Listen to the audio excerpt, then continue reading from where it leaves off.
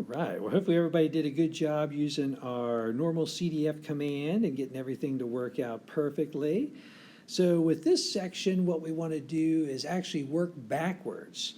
So assume they give us the probability that something occurs, and we're trying to figure out what z-score that would actually relate to, or what value that would actually relate to. So the nice thing is, there is a nice calculator command that actually allows us to work backwards, and it's what's called our inverse norm command. So given some kind of probability, it's going to give us the value or the area under the curve, or where that area under the curve or the value will live. Now, the only downside about inverse norm is it works a little bit similar to the way binom CDF does, in the fact that it starts with the left-hand side and works its way up to the right-hand side.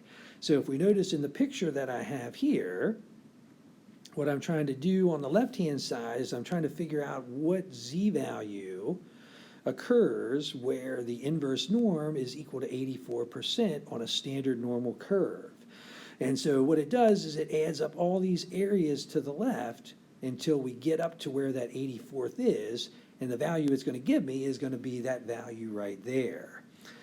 But sometimes, like, they may word them in an opposite way. They may say, well, what about the top 16%, for example? And so that's what I shaded over here. So what we've done is we've shaded this top 16%. But again, that's not the way inverse norm works naturally. So what I have to do is think about, well, what is the probability to the left of that 16%? So if I do 1 minus 0.16, I get that I want to actually type in 0.84 as my probability there. So again, that's the only thing to be careful of with this one. So if the proportion is coming from the left up, then everything's going to work out perfectly fine. We don't have to do any kind of modifications.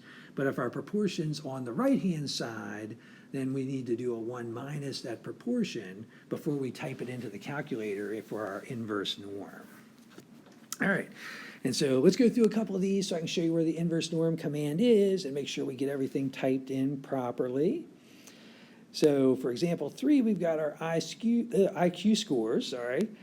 And so again, we've got our mean of 100, our standard deviation of 15. So we are going to need those for our formula. And so we're trying to find the IQ for a person in the lower 60% of all IQs. So from a picture perspective, what we're looking at is somewhere around here probably should be our lower 60%.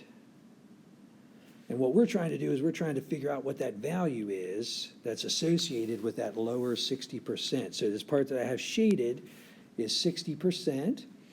So, and notice this is shaded from the bottom up. So this is exactly the way normal CDF works perfectly, or not normal CDF, inverse norm works perfectly. So when we type it in, we want to do our inverse norm. And then we want to put our probability in, but as a decimal. So 60% is going to be 0.60. And then our mean goes next, and then our standard deviation. So let's jump over to the calculator so we can see where this is. So if we go to our calculator, so again, we're going to go second vars. And so notice number 3 on our list is our inverse norm. So that's what we're looking for. And so I want to put in my 0.6 first, comma my 100 for my mean, and then comma 15 for my standard deviation, and then enter. And so it looks like I've got an IQ then of 103.8. So let's come over here. So where our value is, this is going to be 103.8.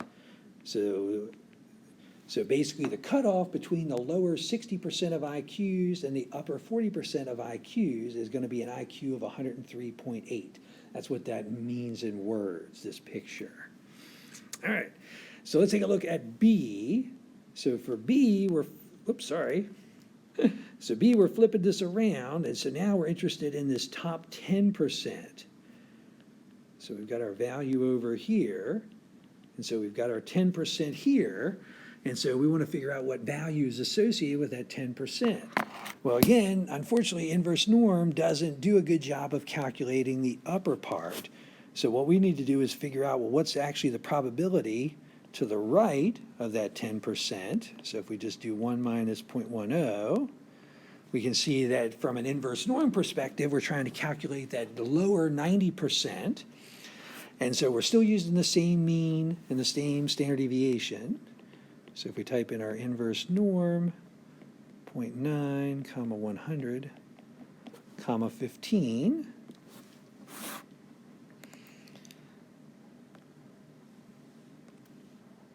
so inverse norm, 0.9, comma 100, comma 15, looks like I get 119.2 for my IQ. 19.2, or 19.2. And so again, what that value is telling us, it's going to be the IQ that separates the lower 90% of all IQs from the upper 10% of all IQs. All right, well, hopefully that makes sense to everybody. So if it does, go ahead, jump into practice 3, practice 4, practice 5.